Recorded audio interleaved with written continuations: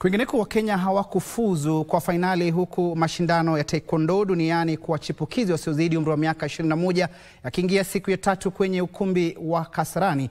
Mbagaya Pendo, ambaye alikuwa akishiriki katika kitengo cha wavulana cha uzani wa chini ya kilo 74, alibanduliwa baada ya kushindwa na mwanariadha asiyewakilisha nchi yeyote, Muslim Atakayev, katika mechi ya raundi ya 32 bora. Mbagaya alishindwa kwa alama 5 na 13 katika raundi ya kwanza kabla ya kumpoteza pointi 11 kwa nunge katika raundi ya pili. Mkenya mwingine George Ogude alibanduliwa baada ya kushindwa na Nasr Anroui wa Lebanon katika kitengo cha uzani wa kilo 54. Katika kitengo cha wasichana, Amina Detriat wa Morocco alishinda medali ya dhahabu katika kitengo cha uzani wa kilo 57 baada ya kumtema Akale Cesar wa Uhispania alama 2 kwa nunge katika fainali. Mashindano hayo yatakamilika hapo kesho.